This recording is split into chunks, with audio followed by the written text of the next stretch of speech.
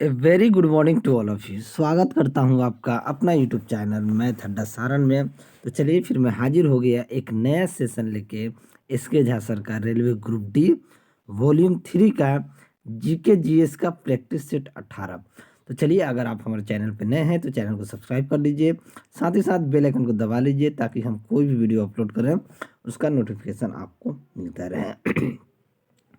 तो चलिए, आज मैं एक हरिवंश राय बच्चन का ये जो मुझे बहुत पसंद है कि लहरों से डरकर नौका पार नहीं होती, कोशिश करने वालों की कभी हार नहीं होती, और नन्ही चींटी जब दाना लेकर चढ़ती है, चढ़ती दीवारों पे 100 बार फिसलती है, मन का विश्वास रगों में साहस भरता है, चढ़कर गिरना गिर कर चढ़ना ना अखरता है, मेहनत उसकी बेकार नहीं हर बार होती है, और कोशिश करने वालों की कभी हार नहीं होती है। तो कोशिश करने वालों की कभी हार नहीं होती है। ठीक है, एक और चीज़ मैं आपको बता दूं कि जब टूटने लगे हौसले तो बस ये याद रखना, बिना मेहनत के हासिल तक तो ताज नहीं होते, ढूंढ लेना अंधेरों में मंजिल अपनी, जुगनू कभी रोशनी के मोहताज नहीं होते। तो चलिए, अगर आपको वीडियो अच्छा लगे मेरा तो वीडियो को लाइक कीजिएगा, चैनल पे नए हैं तो चैनल को सब्सक्राइब कीजिएगा और अपने इस भाई को सपोर्ट जरूर कीजिएगा। चलिए, बिना टाइम वेस्ट किए क्लास को हम शुरू करते हैं। और आज का पहला क्वेश्चन कि निम्नलिखित में से कौन सा पदार्थ ऊष्मा का सुचालक है परंतु विद्युत का कुचालक है। अब देखिए, सेलुलाइड, रबर, एस्बेस्टस या अभ्रक। अभ्रक तो अभ्रक जो होता है वो ऊष्मा का सुचालक होता है परंतु विद्युत का क्या होता है, कुचालक होता है। तो ऑप्शन डी जो है ये आपका सही आंसर हो जाएगा।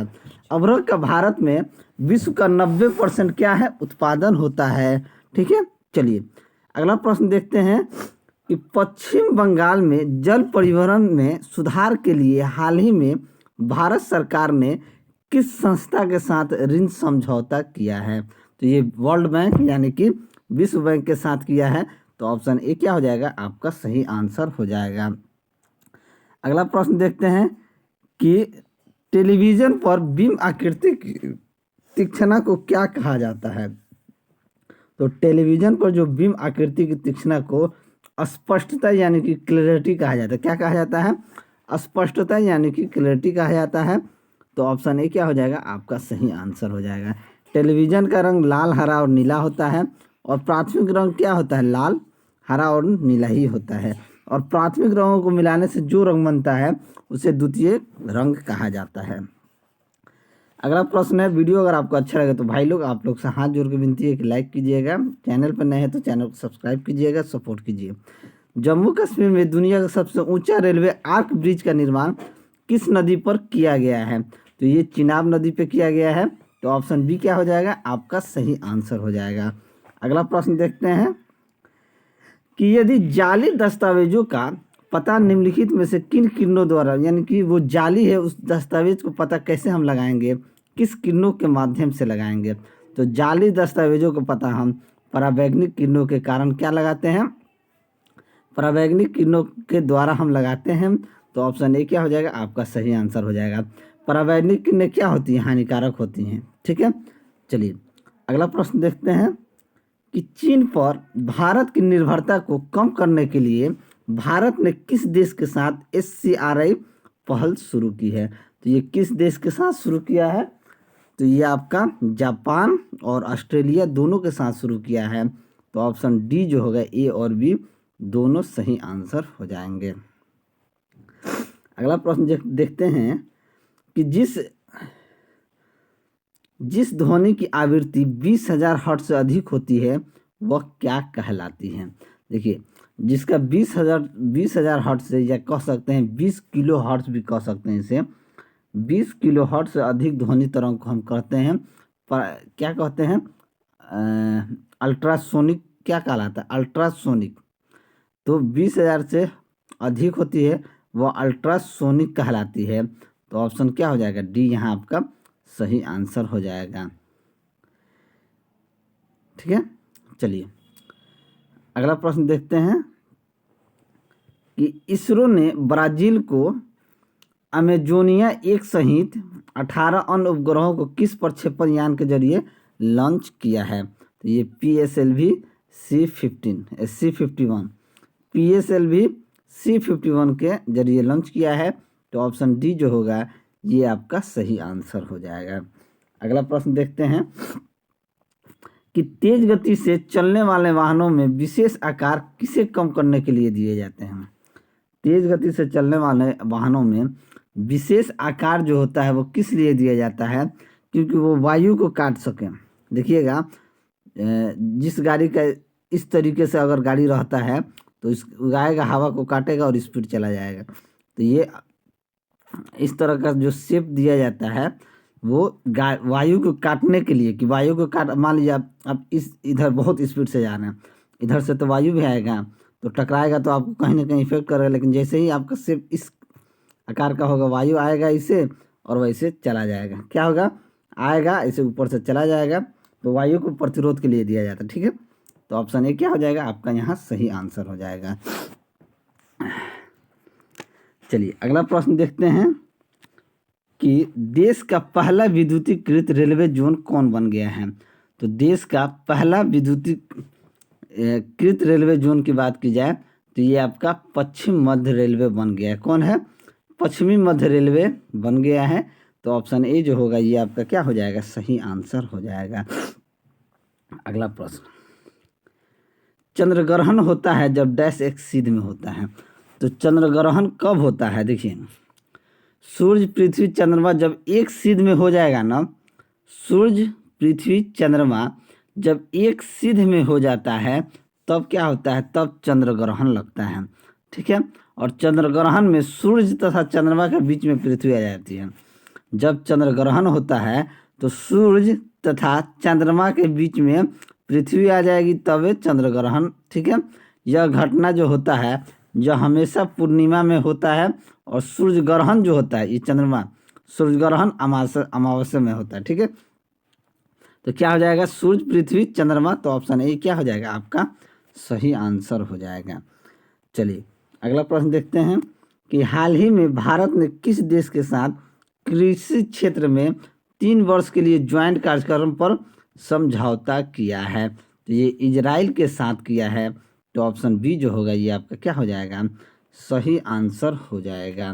ठीक है, अगला प्रश्न देखते हैं कि ML2 T-2 विमीय सूत्र वाली राशियाँ कौन हैं? तो ये कौन सी राशियाँ है? तो ML2 T-2 की बात की जाए तो आपका क्या हो जाएगा?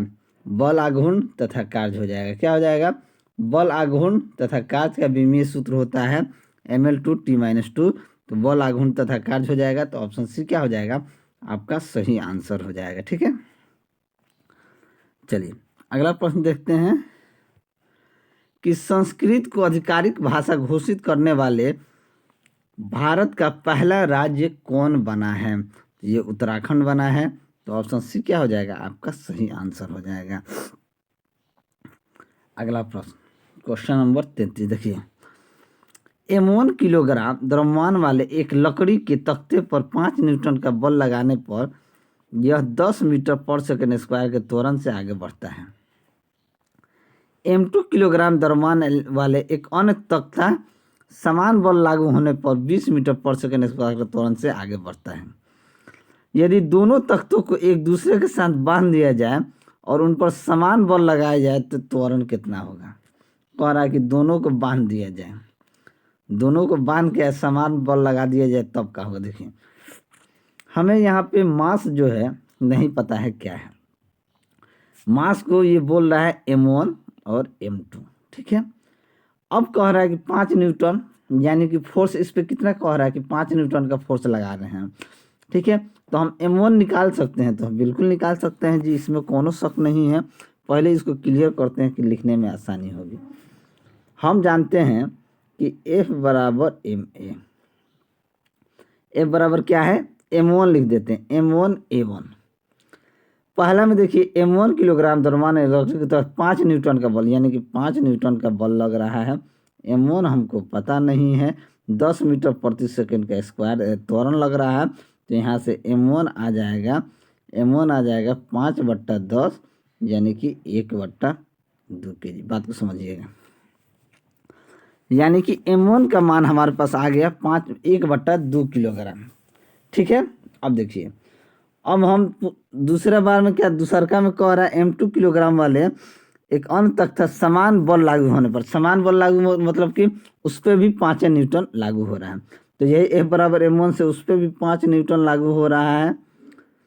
M2 उसको कह रहा है, उसका त्वरण 20 मीटर पर सेकेंड है। तो यहाँ से M2 का मान आ जाएगा 5/20, यानी कि 1/4 kg।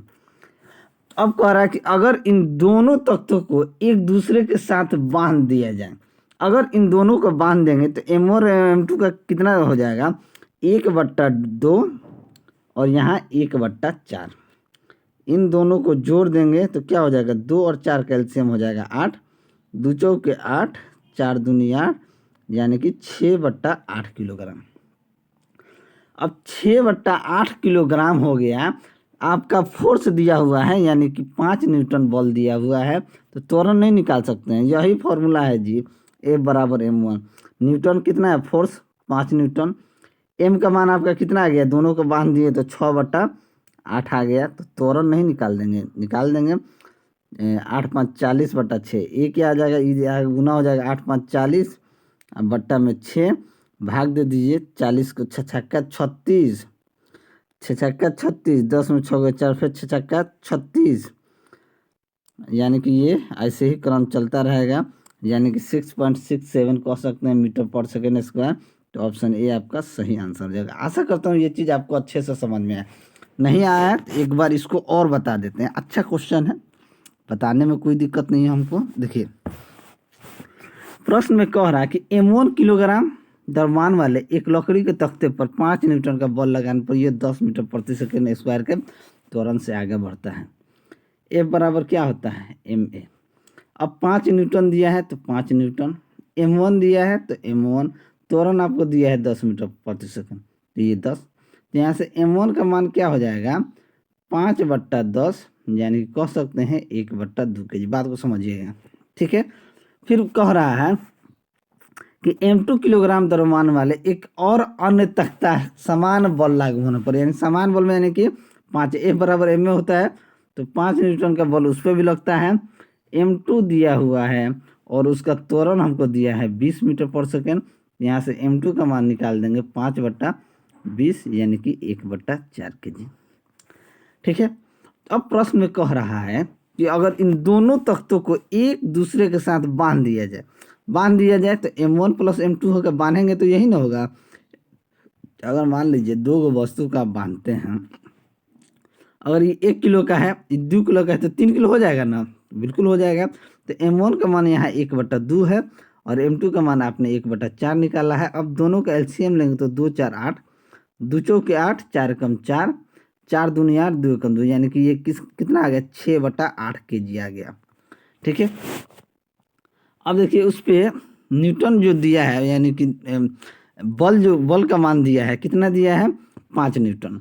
तो F बराबर MA से अगर आप लगाइएगा तो 5 न्यूटन का बल, द्रव्यमान आपका आ गया 6/8, त्वरण आपको निकालना है तो क्या नहीं निकालिए, 8 5 40, 40/6 आ जाएगा।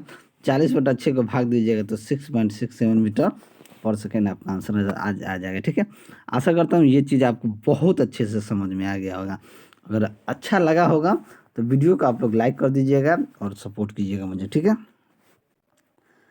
चलिए, तमिलनाडु का 38वां जिला कौन बन गया है, तो तमिलनाडु का 38वां जिला मथिलादुतुरई बना है। ठीक है, मथिलादुतुरई। तो ऑप्शन ए क्या हो जाएगा, आपका सही आंसर हो जाएगा। चलिए अगला प्रश्न, जब 21 न्यूटन के एक बल को 3 किलोग्राम द्रव्यमान वाली वस्तु पर लगाया जाता है तो उत्पन्न त्वरण कितना होगा। देखिए F बराबर M में होता है, F बराबर M में 21 न्यूटन, यानी कि 21, द्रव्यमान कितना है 3 किलोग्राम, तो ये 3 7 21, यानी कि 7 मीटर पर सेकेंड स्क्वायर। तो ऑप्शन सी आपका क्या हो जाएगा, सही आंसर हो जाएगा। ठीक है। चलिए, भारत में तेंदुपत्ता का सर्वाधिक उत्पादन करने वाला राज्य कौन सा है, तो भारत में तेंदुपत्ता का सर्वाधिक उत्पादन करने वाला राज्य जो है मध्य प्रदेश है। तो ऑप्शन बी आपका सही आंसर हो जाएगा। भारत में चावल का सर्वाधिक उत्पादन करने वाला राज्य कौन है, पश्चिम बंगाल है, याद रखिएगा। और भारत में कहवा का सर्वाधिक उत्पादन करने वाला राज्य कर्नाटक है।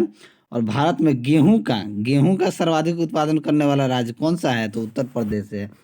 दूध क्या है जी? तो दूध क्या है? दूध एक पायस है। पायस है तो ऑप्शन ए आपका सही आंसर हो जाएगा। अगला प्रश्न देखते हैं कि धोंदू पंथ को जिस लोकप्रिय नाम से जाना जाता था वह था, तो वह क्या था? नाना साहब। तो ऑप्शन बी क्या हो जाएगा? आपका सही आंसर हो जाएगा। ठीक है, अगला प्रश्न देखते हैं कि पेनिसिलिन का आविष्कार किसने किया था? तो पेनिसिलिन का आविष्कार जो था, अलेक्जेंडर फ्लेमिंग ने पेनिसिलिन का आविष्कार किया था। तो ऑप्शन सी यहाँ पे क्या हो जाएगा? आपका सही आंसर हो जाएगा। ठीक है, अगला प्रश्न देखते हैं कि शून्य आधारित बजटिंग किस पर जोर देती है? असीमित घाटा वित्तीय पर, एकदम स्क्रैच से नया बजट तैयार करना, या बैक इतिहास की उपेक्षा करते हुए बजट तैयार करना। यानी कि कौन आंसर इसका हो जाएगा? तो देखिए, एकदम स्क्रैच से नया बजट तैयार करना और बैक इतिहास की उपेक्षा करते हुए बजट तैयार करना ही शून्य आधारित बजट होता है। तो हम कह सकते हैं कि ऑप्शन बी यानी कि 2 और 3 क्या हो जाएगा? आपका सही आंसर हो जाएगा। शून्य आधारित बजट तकनीक जो है सबसे पहले संयुक्त राज्य अमेरिका में 1977 में शुरू किया गया था। ठीक है, अगला प्रश्न देखते हैं, नेफ्थलीन का मुख्य स्रोत क्या होता है? तो नेफ्थलीन का मुख्य स्रोत कोल तार होता है। क्या होता है? कोल तार नेफ्थलीन का मुख्य स्रोत होता है। तो ऑप्शन ए यहाँ पे क्या हो जाएगा? आपका सही आंसर हो जाएगा। अगला प्रश्न कि निम्नलिखित राज्यों में से किसे सबसे बाद में पूर्ण राज्य का दर्जा दिया गया? पूर्ण राज्य का दर्जा सबसे बाद में किसे दिया गया है? तो गोवा को दिया गया है। तो ऑप्शन ए आपका सही आंसर हो जाएगा। गोवा को 1987 ईस्वी में दिया गया था। सिक्किम को 1975 में। हरियाणा का गठन वर्ष जो है आपका 1966 में। नागालैंड का गठन वर्ष कब है? 1963 में। महाराष्ट्र का 1960 में। और मेघालय का 1972 में। तो पूर्ण राज्य का दर्जा सबसे बाद में गोवा ही को मिला है। ठीक है, चलिए अगला प्रश्न देखते हैं कि जब कोई व्यक्ति केवल नजदीक होने वाली वस्तुओं को ही देख पाए तो इस स्थिति को क्या कहते हैं? कहते हैं उसे निकट दृष्टि दोष हो गया है। तो ऑप्शन सी क्या हो जाएगा? आपका सही आंसर हो जाएगा। निकट दृष्टि दोष के निवारण के लिए अवतल लेंस का प्रयोग किया जाता है। किसका प्रयोग किया जाता है? अवतल लेंस का प्रयोग किया जाता है। चलिए अगला प्रश्न देखते हैं। वीडियो को लाइक कर दीजिएगा आप लोग। ठीक है, दीवानी द्वारा ईस्ट इंडिया कंपनी ने कौन सा अधिकार प्राप्त किया है? तो दीवानी द्वारा ईस्ट इंडिया कंपनी ने राजस्व वसूलने का अधिकार प्राप्त किया है। तो ऑप्शन ए क्या हो जाएगा? आपका सही आंसर हो जाएगा। और रैखिक संवेग निम्न में से किसके बराबर होता है? तो रैखिक संवेग जो होता है द्रव्यमान इंटू वेग का गुणनफल होता है। तो ऑप्शन बी क्या हो जाएगा? आपका सही आंसर हो जाएगा। P बराबर mv। ठीक है, अगला प्रश्न, भारतीय अर्थव्यवस्था का कौन सा क्षेत्र सकल राष्ट्रीय उत्पादन में सबसे अधिक योगदान करता है? तो सबसे अधिक योगदान की कौन करता है? तो टेरिटरी सेक्टर, तृतीय क्षेत्र जो होता है, यानी कि टर्टियरी सेक्टर। तो ऑप्शन बी क्या हो जाएगा? आपका सही आंसर हो जाएगा। अगला प्रश्न कि सोडियम को आमतौर पर निम्नलिखित में से किस पदार्थ के नीचे रखा जाता है? तो सोडियम को आमतौर पर केरोसिन यानी मिट्टी तेल के नीचे यानी उसमें रखा जाता है, मिट्टी तेल में रखा जाता है। तो ऑप्शन बी क्या हो जाएगा? आपका सही आंसर हो जाएगा। नेक्स्ट, पृथ्वी की गोलाकार छाया चंद्रमा पर पड़ती है। तो पृथ्वी की गोलाकार छाया चंद्रमा पर चंद्र ग्रहण के समय पड़ता है। कब पड़ता है? जब चंद्र ग्रहण लगेगा तभी पड़ेगा। तो ऑप्शन ए क्या हो जाएगा? आपका सही आंसर हो जाएगा। चंद्र ग्रहण तब होता है जब सूरज और चंद्रमा के बीच पृथ्वी आ जाए। जब सूरज और चंद्रमा के बीच पृथ्वी आ जाएगा तब जाके चंद्र ग्रहण लगेगा। तो ऑप्शन ए यहाँ पे सही आंसर हो जाएगा। नेक्स्ट, डैश सबसे सरल अल्कोहल है। सबसे सरल अल्कोहल कौन सा है? तो मेथनॉल जो होता है ये सबसे सरल अल्कोहल है। तो ऑप्शन डी जो होगा ये आपका सही आंसर हो जाएगा। यह लकड़ी के भंजन आसवन द्वारा प्राप्त किया जाता है। नेक्स्ट, त्रिरत्नों में निम्नलिखित में से कौन सा शामिल नहीं है? तो त्रिरत्नों में कौन सा शामिल नहीं है? तो सम्य भक्ति जो है ये शामिल नहीं है। तो ऑप्शन सी क्या हो जाएगा? आपका सही आंसर हो जाएगा। बौद्ध धर्म के त्रिरत्न है बुद्ध, धम्म तथा संघ। बौद्ध धर्म के परिष्ठ होने का उपसमुदा कहते हैं। ठीक है, निम्न में से कौन सा एक जैविक अम्ल है? जैविक अम्ल कौन सा है? तो जैविक अम्ल कौन सा है? तो ऑक्जेलिक अम्ल जो होता है, ऑक्जेलिक अम्ल एक जैविक अम्ल होता है। तो ऑप्शन डी क्या हो जाएगा? आपका सही आंसर हो जाएगा। नेक्स्ट, कि पुच्छल तारे परिक्रमा करते हैं। पुच्छल तारे कहाँ परिक्रमा करते हैं? तो ये पुच्छल तारे जो होते हैं ये सौर मंडल की परिक्रमा करते हैं, और सूर्य एवं उसके चारों ओर भ्रमण करने वाले ग्रह, उपग्रह, धूमकेतु, उल्काएं, क्षुद्र ग्रह संयुक्त रूप से क्या है, सौर मंडल के नाम से जाने जाते हैं। ठीक है, नेक्स्ट, टैक्सोनॉमी मूल रूप से डैश से संबंधित होता है। तो टैक्सोनॉमी जो होता है, टैक्सोनॉमी ये वर्गीकी विज्ञान से क्या बोलते हैं, वर्गीकी विज्ञान मूल रूप से जैव विविधता से संबंधित होता है। किससे? जैव विविधता से संबंधित होता है। तो ऑप्शन ए आपका सही आंसर हो जाएगा। न्यायालय के प्रारंभिक क्षेत्राधिकार से तात्पर्य है। तो न्यायालय के प्रारंभिक क्षेत्राधिकार से क्या तात्पर्य है? तो हम कह सकते हैं कि आपका पहली बार मामले की सुनवाई की योग्यता, पहली बार मामले की सुनवाई की योग्यता न्यायालय के प्रारंभिक क्षेत्र, माने ये प्रारंभिक क्या होता है, शुरुआती। ठीक है, तो पहली बार सीधे मामले की सुनवाई की योग्यता। निम्नलिखित में से विभाजन द्वारा एक जीव में गुणसूत्रों की संख्या को कायम रखा जाता है सूत्री विभाजन के द्वारा। ठीक है, तो ऑप्शन ए यहाँ पे सही आंसर हो जाएगा। नेक्स्ट, निम्नलिखित में ठंडे, थोड़ा सा नीचे करना होगा, निम्नलिखित में ठंडे पानी की कौन सी धारा है? तो ठंडे पानी की धारा कौन सी है? तो क्रूसियो धारा जो होती है ये सुसीमा प्रशांत महासागर की गर्म जल धारा है। तो कौन सी धारा है ठंडे पानी की? तो क्रूसियो धारा। तो ऑप्शन डी क्या हो जाएगा, आपका सही आंसर हो जाएगा। ठीक है, नेक्स्ट, कि एक पादप कोशिका का एक जंतु कोशिका से विभेदन किया जाता है। विभेदन किया जाता है कोशिका भित्ति की उपस्थिति द्वारा। किसके द्वारा? कोशिका भित्ति के उपस्थिति के द्वारा एक पादप कोशिका का एक जंतु कोशिका से अलग किया जाता है, और कोशिका भित्ति यह केवल पादप कोशिका में ही पाया जाता है। ठीक है, यह सेलुलोज का बना होता है। अगला प्रश्न देखते हैं कि संसद का कोई सदस्य अपने सदन के अध्यक्ष की पूर्व अनुमति के लिए बिना कितने दिनों तक सदन में अनुपस्थित रहे तो उसका पद रिक्त घोषित कर दिया जाएगा। तो 60 दिन रह जाएगा तो उसका पद क्या हो जाएगा, रिक्त कर दिया जाएगा। तो ऑप्शन सी क्या हो जाएगा, आपका सही आंसर हो जाएगा। ठीक है, नेक्स्ट, मानव शरीर की पल्स दर की जांच क्यों की जाती है? तो मानव शरीर की पल्स दर की जांच दिल की फंक्शनिंग जांचने के लिए, यानी कि दिल का फंक्शनिंग जांचने के लिए किया जाता है। तो ऑप्शन ए क्या हो जाएगा, आपका सही आंसर हो जाएगा। मानव हृदय की अगर समान धड़कन औसत की बात की जाए तो 60 से 100 प्रति मिनट होता है। ठीक है, धड़कन का औसत। अगर एक स्वस्थ मनुष्य 1 मिनट में औसतन 16 से 18 बार सांस लेता है। अगर स्वस्थ जो मनुष्य है उसका अगर रक्तचाप देखा जाए तो 120/80 mmHg होता है, और एक स्वस्थ मनुष्य के हृदय का वजन लगभग 340 ग्राम होता है। ठीक है, चलिए, युग्मक नर तथा मादा की लैंगिक कोशिकाओं में बनते हैं तथा इनमें क्रोमोसोम की संख्या कितनी होती है? तो क्रोमोसोम की संख्या आधी होती है। तो ऑप्शन ए क्या हो जाएगा, आपका सही आंसर हो जाएगा। नेक्स्ट नेक्स्ट नेक्स्ट 2003 में बेचे गए, ये दूसरा चीज है, MS एक्सेल में फॉर्मूला एक प्रतीक से शुरू होता है। तो MS एक्सेल में फॉर्मूला यानी कि इक्वल से शुरू होता है। किससे शुरू होता है? इक्वल से, यानी कि बराबर के साइन से शुरू होता है। तो ऑप्शन बी यहाँ पे सही आंसर हो जाएगा। एक IBM समदर्शी कंप्यूटर में इनमें से कौन सा एक मॉडिफायर कुंजी नहीं है? नहीं है की बात किया जा रहा है, तो टैब जो होता है ये नहीं होता है। तो ऑप्शन सी क्या हो जाएगा, आपका सही आंसर हो जाएगा। नेक्स्ट, MS वर्ड के टेक्स्ट डॉक्यूमेंट को संपादित करते समय कॉपी और पेस्ट करने के लिए क्रम से ये संयोजन कुंजियाँ प्रयुक्त की जाती हैं। तो देखिए, कॉपी के लिए क्या करते हैं, Ctrl+C से कॉपी होता है और Ctrl+V से पेस्ट होता है। तो option B Ctrl+C Ctrl+V, option B आपका क्या हो जाएगा, सही आंसर हो जाएगा। ठीक है, तो चलिए ऑप्शन बी इसका सही आंसर हो जाएगा। अगर आपको मेरा वीडियो अच्छा लगा हो तो वीडियो को लाइक कीजिए, दोस्तों में शेयर कीजिए। अगर आप हमारे चैनल पर नए हैं तो चैनल को सब्सक्राइब कीजिए।